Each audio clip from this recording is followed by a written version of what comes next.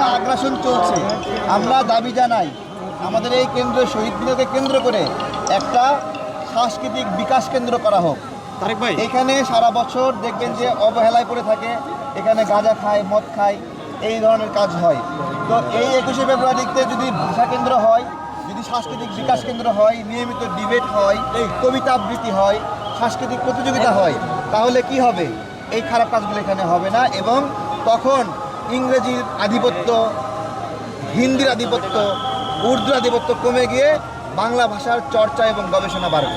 জামাত আস্তে আস্তে তৌবা করতেছে, এটাকে আমরা পজিটিভলি দেখতে চাই। ভালো হওয়ার ইচ্ছা জ্ঞাপন করতেছে, এই যে ভালো হতে চায় এটাই একটা ভালো দিক। কিন্তু মনের মধ্যে শয়তানি রেখে কিন্তু ভালো হওয়া যায় না।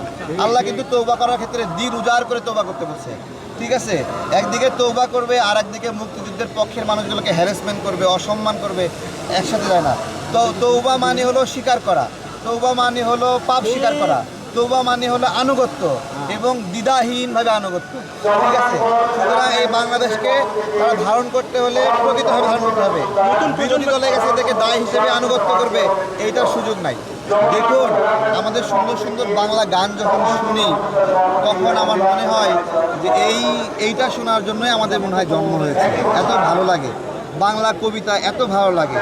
আমরা ওই দিন একটা শুনছিলাম, একজন বলছে যে আমি পাহাড় কিনতে চাই, নদী দিয়ে পাহাড় কিনতে চাই, তাই না? আমরা তো শুনছিলাম কবিতাটা, এত মায়া দিয়ে এক একটা কবিতা, এক একটা সৃষ্টি।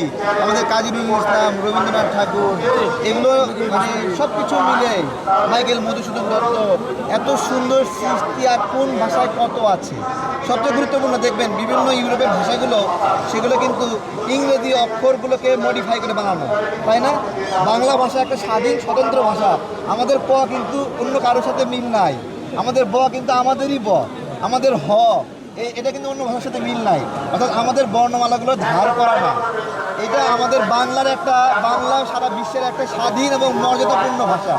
এবং 21শে ফেব্রুয়ারি শুধুমাত্র বাংলা ভাষা দিবস না, এটা আন্তর্জাতিক মাতৃভাষা দিবস। এবং আমি খুবই খুশি হইতাম যে ক, আ, ক, খ এগুলো এখানে লেখার পাশাপাশি যদি চাকমা ভাষার দুটো শব্দ লেখা হতো, সাঁওতালদের দুটো বাক্য লেখা হতো, মারমা, ম্রো, ত্রিপুরা, তারাও তো একটা এই দেশেরই অংশ, তাদের ভাষার সাইনগুলো লেখা হতো। 21শে ফেব্রুয়ারি কিন্তু শুধু বাংলা ভাষা দিবস না, আন্তর্জাতিক মাতৃভাষা দিবস। তাই সকল ভাষাকে ধারণ করা, সম্মান করা আমাদের দায়িত্ব। আমি এই ভাষা দিবসে আমি দাবি করছি যে আমাদের যে উপভাষাগুলো যেগুলো রয়েছে, যে চাকমাদের, ত্রিপুরা, তাদের ভাষাগুলো বই আকারে সংরক্ষণ করা হোক, তাদের বর্ণমালাগুলো রক্ষা করা হোক, তাহলেই ভাষা দিবসের সঠিক মাহাত্ম্য রক্ষা পাবে।